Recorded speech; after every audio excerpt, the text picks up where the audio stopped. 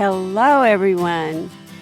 Today I have as my third podcast guest for my second season of my podcast, Authentically Debs, Ace Orenstein, who wrote the book Embarrassed to Ask. And it is about his life with OCD, obsessive compulsive disorder, and the cognitive-based therapy that helped. So, without further ado, I'm going to give you Ace Orenstein. Hi. I can't hear you, but now I can. There we go. Do you hear Okay. me? Okay, great. Thank you. Great to see you. Good to see you. How Um, are you? I'm good. I'm good. Good. Um, I'm just gonna jump right in here. It's gonna be so much fun to talk to you about this. Um, now that you've written the book and you've gotten help, and I've gotten help too. So um, I actually have already introduced you. So we're just gonna talk about your great book. Um, let's see. This is your great book, right? Yes. Yes. Okay. Thank you. And I read it, and it's really quite a page turner, and it's just amazing what you went through. Um, I mean, I told my story on my podcast, and I think all OCD stories, it seems, are a little different. And one thing I noticed about yours was that I think you and I had talked about it briefly when we first met virtually, um, was that you tended to stay with one obsession, whereas I tended to go from obsession to obsession. Um, so I wanted to ask you, and we can do this any way you want to do it. Um, do you want to maybe start by just kind of telling us about your own story, which you do in detail in the book? Yeah, no. My story was really, for those who don't know, it was about my OCD was about mainly like STDs and stuff like that, and And kind of like do you want to tell everyone what STDs are? sexually transmitted diseases. Okay. And that was because, I wasn't even really sexually active at the time. It wasn't anything like that. It was because of the false information that I had learned about how they spread and what they are exactly. And basically, that was kind of like the center of it all, STDs, but it kind of like manifested into just being something about, I couldn't like function in real life anymore because I was so there was so much misinformation that I knew about how it spread that I would be, doing irrational things. And it got to a point where I couldn't be in this world. I couldn't function in this society anymore. And for something, it started for me in sixth grade, and That's what I it was going lasted. to interject. I was going to ask you about how old you were. So about 12, right? Yeah.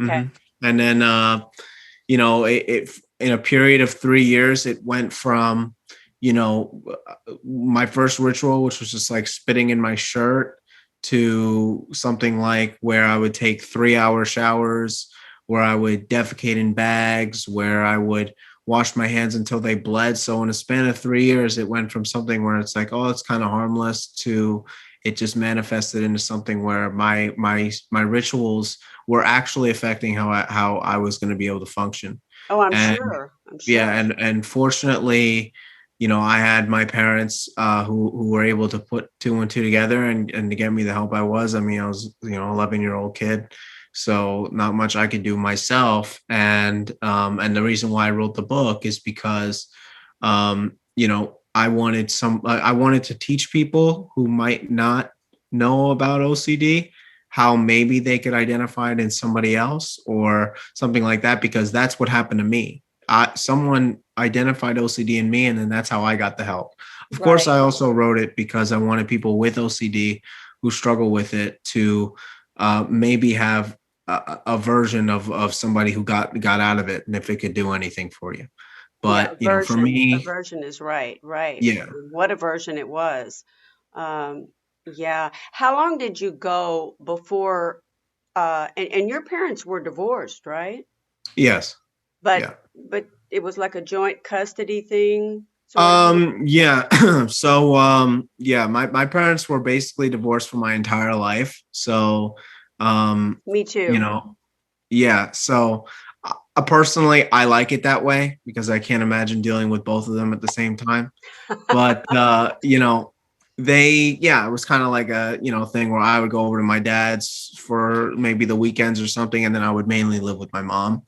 So you And still had then really supportive parents, although they were divorced, which is exactly, great. yeah. And then, my mom, unfortunately, and I go on this in the book, she could not really handle me. She didn't know what was going on, and she couldn't really handle what was going on. There was something wrong that she didn't know. I didn't know, and so I went to go live with my dad, and that's who really pushed me into the hospital and everything like that and got me a lot of help that I needed.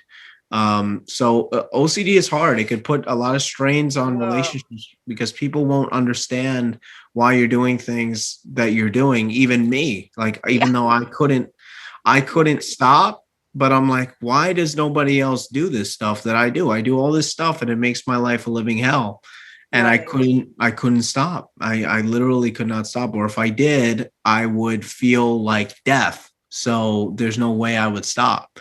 So I knew then that I needed something to help control. I needed something more than just, going to therapy. I needed to go somewhere. I needed to really fight this thing head on. And So Ace, how long did you go before either of your parents, I guess it would have been your mother, noticed it? How long a period since it started? that's a good question. To be honest with you, um, I would probably say like 2 years, a Really? year. Yeah. Because it was Again, kind it of wasn't until gradual. Yeah. it wasn't until that last year when it really started ramping up. That's when my mom threw me out, and that's when all this stuff happened because she just didn't understand. And so, really, I think, and like for instance, my best friend. Okay, my best friend. I've known this guy since first grade. I speak to him every day. I speak to him before I got to this call, and he had Great. no idea. He had no idea. I go to his house all the time. We'd hang out, play video games. That's what we did. That's what we do. And he had no idea to this day.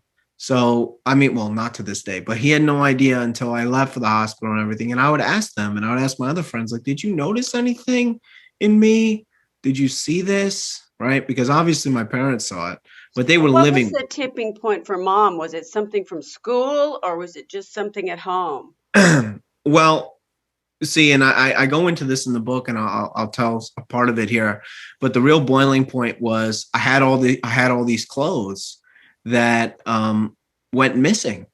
Like my whole imagine, you go into if you have a kid's wardrobe and all their clothes are gone, and like where'd all the clothes go? I was hiding my clothes because some of the clothes got contaminated, and so I wouldn't wear them, right? But my mom is like, "What happened to all these clothes that I got? Right? What happened to everything? What are you throwing them away? What's up?" And I would say, "I don't know where it is." And then she eventually found them because I was hiding them. And then she found them. So that was the point where what's going on, and I Yeah. couldn't admit. I didn't know what to say. This is something I was going through, so it was just something where I couldn't. I don't know. It just Yeah. it was a I boiling think point. God was really looking, really watching over you because and then you went to your dad's and that was definitely the next step for you. Yeah, absolutely. Something Absolutely. I'm just going to interject now that has doesn't have anything really directly to do with what we're talking about, your experience, but um, I am researching, folks like yourself that I want to interview, and I came across a treatment center called Rogers, and I'm Mhm. I'm kind of sure it was this. I'm not actually sure because I haven't completed the research, but I'm just thinking it may be the same one. It is the same place. Okay. I mean, it might not be, I don't know if you're looking at specific facilities, but Rogers was the hospital, Rogers Memorial Hospital. And it's in And I went Wisconsin? there. Yeah, so Oconomowoc, Wisconsin is where I went, and they have multiple locations. They saved my life. Their methods saved me, and I went there with the mindset. And another reason why I wrote the book is I was ready to beat this thing, and I was only there for 2 months, and there were people who were there for something similar with OCD that were there for much longer because they went in with the mindset of I'm going to fight the doctors, almost like I don't want to get better, right? It's That's kind of their interesting you mindset. were so young and were so ready, but I guess you'd really suffered from it. I mean, I was so sick of it. I was so yeah, sick of it that I needed to fight. And I said, that's why I needed that environment, that medical professional environment to really, I think, help push me because I trusted the doctors. And I think me trusting them and being in such a professional setting, like just gave me the right location, the right battlefield, if you will, to fight this thing. And that's a great I way to was put it. ready. And again,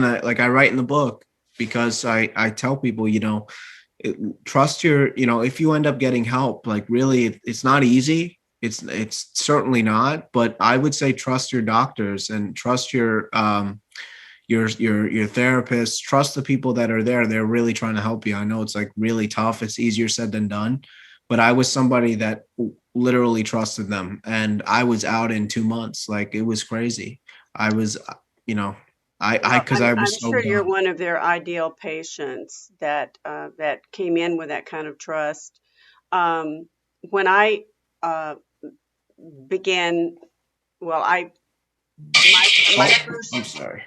my first Sorry. bout with OCD was when I was 10. But when I got to the point, um, actually, my next big bout was when I was 22, and none of the doctors, it was not even mentioned. I'm a lot older than you, but it was like this was in the this was probably the early 70s, but I got completely misdiagnosed. So I don't think that would happen today. Um, because we know that OCD is one of the top three mental illnesses, but it doesn't get nearly as much play as schizophrenia or bipolar. And so it does Rogers just treat OCD, or do they? No, they treat basically a wide range and variety of stuff. When I was there, I was with people who had OCD, but I was also with people who suffered from like anorexia or Tourette's or anything really, anything like that. So it's an all for it's all of the above there. Right. They it's just all about psychiatric help. So yeah. I wonder, and I know OCD is on the anxiety spectrum, and I know that it's kind of uh, and so was anorexia, and probably bulimia. I had anorexia when I was pregnant, of all things, and just by the grace of God, I stopped before. Well, actually, I didn't start it until the 6th month. My God, if I had started it at the beginning of the pregnancy, I would have either miscarried or God knows what would have happened with the baby. So Mhm. yeah, I can relate to that. But thank God you found them. So for someone that thinks they have OCD, and again, they can have one obsession or they can have many obsessions. Um, where would you suggest they start as far as looking for help if they can't go directly to the parent or if they're older? So there are tons of resources out there. Like you said, if they can't go to a parent, again, and that's really the best place to start. Like, but if you don't have like a parent or with you like that, I would speak to, it depends. Like if you're in, let's say you're in school, right? Like I was at the time, I would go to a guidance counselor Even just talking to a teacher about it, just pulling them to a side and say, hey, I'm going through this. You got to let people know that you're going through something, Do because you think if you someone hold, as young as you, I'm like, you didn't do that, right? no, no, I But didn't do that. I But guess if you're older, maybe a little older, you might do that. yeah, I mean, it's something that I didn't do, but I would suggest if somebody's looking to tell people about it, to try and get them help. Like if it's not a parent, maybe a guidance counselor, maybe a teacher, a friend, someone. Or you could actually reach out to, a psychiatrist yourself and see if or psychologist, Or you you could could just reach go out to some. online. You could Google it, for God's sake, Yeah, and you get a whole exactly. lot of resources out there. Exactly. Yeah. Um, I've heard people, and you probably have too, said, "Oh, I have OCD too." And you're thinking, no, you don't. I mean, you have maybe OCD personality, but tell me your life experience, and I'll tell you whether you have OCD or not. Um, because I think a lot of people kind of think it's just, stepping on a line in a sidewalk or just washing your hands a lot. It's a, it can be a killer. I had a form of OCD called scrupulosity, and uh, when I could not get right with God, that was one of my many obsessions, and that one almost took me down too. Um, and I'm so glad you didn't have to wait until you were in your early 50s, which you're not even close to um, to find out what you actually had. Um, okay, so you kind of told us why you wrote the book, and um, what is the most important, which I think you described as your is your mission. What's your mission for your book? Yeah. So, I'm somebody who gets out there on the front lines per se, particularly before COVID. In fact, yesterday I got my second vaccine shot, so All in 2 weeks right. I'll be vaccinated. But before COVID was going on, I would actually get author copies from Amazon. That's who I published with, and I would get author copies of the book at a discount because I'm the author, and I would go into the streets and I would actually have a sign. I don't have it. I thought I had it around here, but I don't. But and it would just say like, "Hey, like free books. Come talk to me." Like that's what it was. And I would just have my stack of books. And what it was is they would come and they would see like, "Oh, what's this book about?" Right? And so I go, "Hey, read the back and see if you'd like it." And then when they read the back, they would kindly know, okay, it's about OCD, it's about mental health. And we would have a conversation, maybe for a couple of minutes. Sometimes people would be like, I know somebody who has this, or my father went through something similar, or, my roommate's cousin. I mean, I've heard it all. And Really? it's So good there's to a lot have of folks that, conversations. yeah, It's good to have conversations because that's how you make an impact and change things about not only OCD, but other problems that we have in the world. Is we have communicating. to have conversations. Having those conversations, that's an educational conversation. So I'm out there in the real world shaking hands and getting my message out there. And of course, doing other things. I've sent my book to various prisons and other charities that will take it. And of course, talking to other people. I've been on other podcasts talking to you. It's just a way of getting my message out there because I just want people to know, whether you're interested in learning about OCD or you have OCD and you want to know a way out, or you just want to see how somebody else dealt with it or somebody else's story. That's why I wrote the book, to help people. And I'm out there. I'm not just, I could easily just, I run an advertising campaign on Amazon. I could just easily sit there and do nothing. And it Right, gets seen by like a lot of people, but right. I could easily do nothing. But it's not fun that way. I have fun going out there and meeting people, and I consider myself an open person. I wrote a book Well, I about was just going to my say, to life, me, you're and an open book. You're very exactly, down to earth and very easy to talk to. and So, that's and I great. appreciate that. But that, that's my mission. My mission is to help people. My dream is to help people, so that's why I wrote the book. This is my way of trying to educate people and give back and something like that. So that's my mission. Your story is so good because it it ends so well. I'm an actor and a I would say fledgling screenwriter, and I love your story. I just love it. I mean, I can even see it, you know, as as a miniseries. What the heck?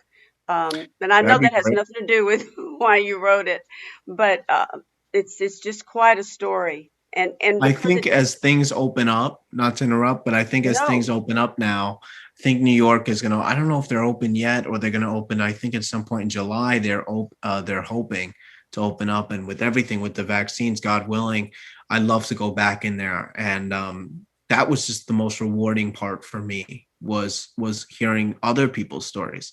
And that's why at the back of the book, I have my email and my Instagram that you could contact me at, because I want to hear what you have to say, whether it's about my story or it's about something you want to talk about.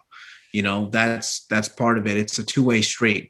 So I just, with everything going on in the world right now, I hope things reopen. I hope things go smoothly, because it's been such a rough time, unfortunately. it And has. I'm It really excited to go has. back into the world and do more. So Yeah. I wanted to ask you, I was thinking of all people that had OCD, I was thinking of Howard Hughes and what a genius he was in a lot of ways. And yet he just never got to where you got, or even to where I got. He never, he was just so ensconced in it that, I guess he just really fell for it totally. I mean, and it killed him. So it's hard to believe that someone that quote intelligent, but there's different kinds of intelligence, um, could be so taken down by something. I think Uh, someone like him, and I don't know exactly. I know he's a very rich, or he was very rich. If we're thinking about the same person, but I yeah, think he just had the resources to keep fueling his rituals and addictions in a way. And which that's didn't help probably it. him, of course. Yeah, No, it didn't. But that would be my one thing I'd have to say, or I guess my assertion on it. You know. right. And before his obsession with cleanliness began, he seemed to be an obsessive kind of guy anyway. He built this plane that was called an airplane called a Spruce Goose, which was huge. It used to be located in Long Beach. I remember when I was teaching, I took my kids to see it, and the wingspan was 2 football fields, and Hmm, he was just obsessed with making that plane fly, and he did interesting. once, Huh. and then he was on to something else.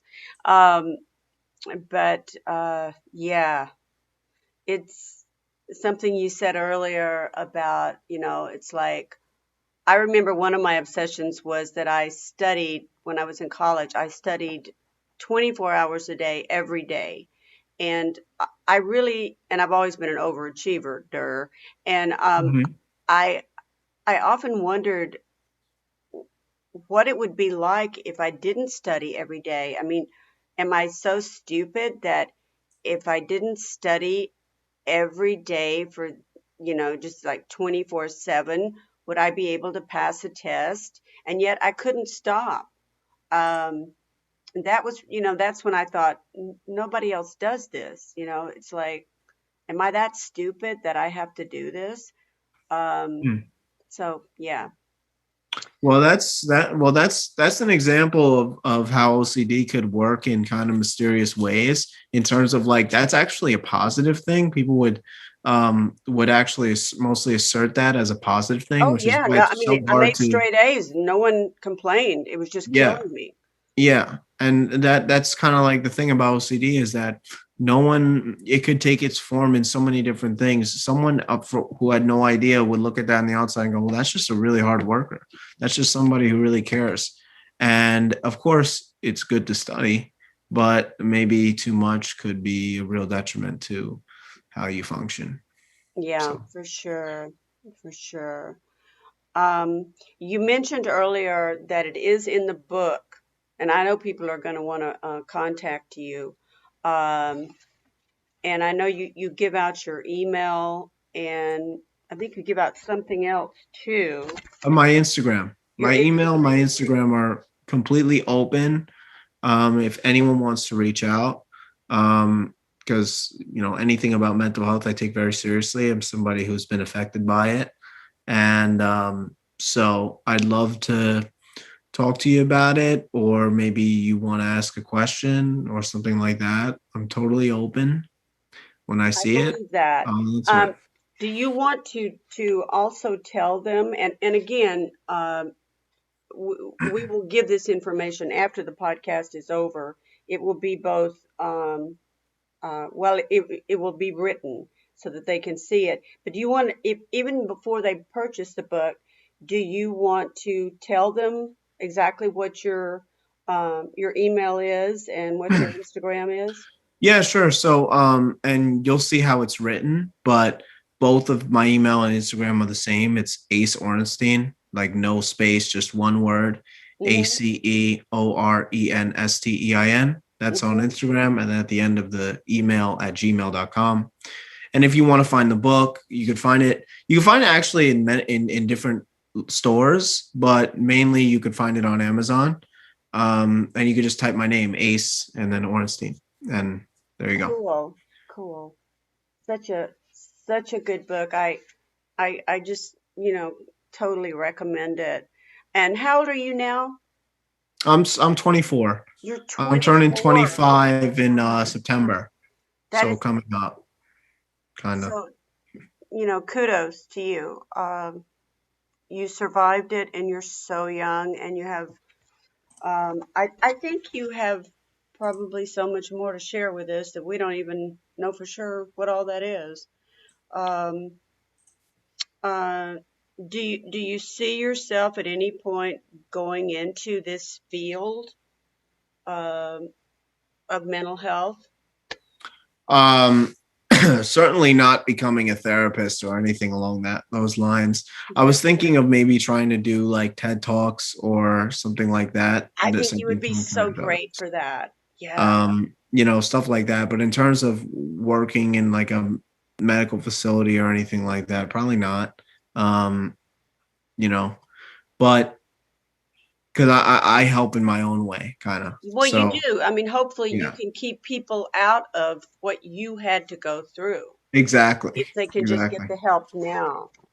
Um, well, hey, I just want to thank you so much, and I I uh, I hope we will, stay in touch, and Absolutely. I also hope that you'll keep me abreast of where this goes, what you're doing with this, I'm because so excited. And of course, like, and I follow you on Instagram. I have your email, so we'll be in touch. But okay, also, like I said, I'm gonna be right now, kind of things are just kind of opening up. When things really open up, I'm really excited to be back, to be going back into the community. And I'm do just you have excited any to. new ideas?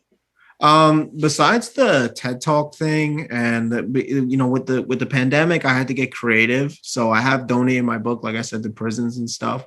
But Hmm. I'm trying to brainstorm some new ideas. I certainly want to go back because I love that face-to-face interaction.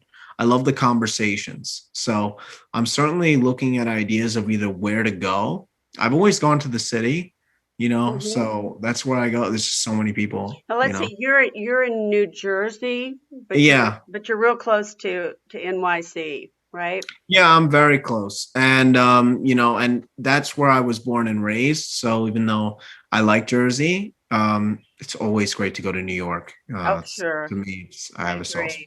soft spot for it. I So agree. yeah. Okay. Let's see if there's anything else I wanted to, I just hate to let you go. Um, I uh, dog-eared a couple of pages, which I hate to do to books, but let's see. You mentioned something that I understood when I read it, but I was going to ask you, and I even underlined it. Thought challenges. Can you Yeah. kind of go into that? What Yeah, what sure. were So those? thought challenging is this is something that they taught me at the hospital. And what it is actually it's crazy. It's actually triggering your anxiety.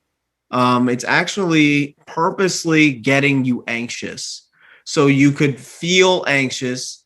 And the point of that is because then you might be able to get used to the feeling of being and feeling that way. Because I know when you feel that way, you're having like a panic attack. Some people, they stop functioning, etc. So that the point of that is to get yourself really worked up, to be able to feel that way, and then you work yourself down. You kind of work yourself down through thought challenging, and you kind of go, well, okay. um for instance, I'm trying to think of one. So like, let's just say I was afraid that somebody had herpes, okay, and that I was eating lunch across from them, and I was afraid that maybe like when they laughed, like micro bits of spit would get on my food and then I would get herpes. The chances of that happening, it's actually impossible. But something like you step by step think this is not possible, this is not rational, you know, or like what are the chances that this person has the STD that you're afraid that they have? What are the odds? Why do you think that way? It's like it's kind of like debunking in real time your delusions, your thoughts about And that's what you OCD. got from the therapy at Rogers. Yeah, thought challenging is really important because it really grounds you back in reality. You're triggered. You're in a way where you're up and you're you're anxious. Even if you don't trigger it yourself, you're in a way where you're really anxious. So you're thought challenging because you're debunking whatever is making you super anxious. Because in my case, the STD thing, it wasn't real. So I had to kind of just use facts and logic. It doesn't, I made a mistake earlier. It doesn't necessarily mean that you trigger yourself. I was doing that with the exposures, but it's just debunking whatever your mind is telling you to get you anxious. Okay. Okay. All right. And ERP is what? ERP? Hmm. Did I write that? I'm not sure what that No, is. no, I don't think you wrote that, but ex, um, that I'm not terribly familiar with, but it's like exposing you. I would say, well, something that I do know is exposure therapy, Okay, cognitive based that's what it therapy. is. That's Yeah. what it So is. exposures are what I was saying before. I kind of got that mixed up where exposures, you would do something to purposely trigger your anxiety. But And thought you would do challenges that. can come up anytime. I mean, it's like you can use that But you throughout the use thought day. challenging when you're doing exposure therapy because eventually you're all worked up and you need to calm yourself down. And when you're done with the exposure therapy, you need to just go, okay, well, this is not rational because, et cetera, et cetera, et cetera. So it's just about using real world it's just real world application of it. Okay. Now, until you went to Rogers, it was impossible for you to debunk it on your own because it was for me. I mean, until I got some help Yeah. with it. So again, until I went to Rogers, I didn't really know about anything like exposure therapy or thought challenging, and even if I did, I wouldn't have been able to do it without being in that kind of setting. Hmm. And that doesn't necessarily mean that if you have OCD, you have to go away to outpatient therapy. That was just in my case. You might be Hmm. able to do something more close to home. There's tons of resources and things like that. So, but for me, yeah, I had to go to a place. Yeah, yeah. Gosh, I just hope this sharing of OCD that we're doing just grows and grows. Because I think, in fact, you were talking about going, presenting your book, giving your book to prisons, and I mentioned that I had taught incarcerated youth, and that I had run across some kids that I knew um, probably definitely had other forms of mental illness, but that was something that they definitely had and knew nothing about. Um, Yeah. and so I'm hoping you can somehow add that, um, because particularly because you're close to their age, and I found that working with those kids, they work better with people who have been through what they've been through, Mhm. on some level. Um, and you would be great with them. Um, That's something I'm totally looking into. Like that's a really great idea. I'm looking to get creative with what I could do to help. I know you are. I know you are. I can see it. I can feel it. I can hear it. Um, Well, this has just been terrific, and It's I been great. thank you. And I know we're going to stay in touch, and I'm just anxious to see what you do next, man. Hey, and I'm anxious. I'm going to share this podcast with some people that follow me, and hopefully that could get you some people as well to listen. Because I think this is a great thing that you do, not only by having me on, but you've had other great people on. So it's great. Yeah, yeah, I think you're great.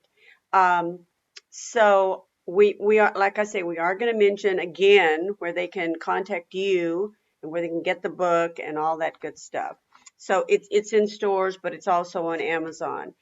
Yeah. Um, and just thank you again, Thank you. and Thank you have a so much. great weekend. Thank you. All Thank you very much. right.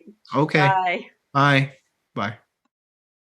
You can reach Ace Orenstein at his Instagram handle, which is at Ace Orenstein, or his Gmail at aceorenstein@gmail.com. Again, his name is Aceorenstein.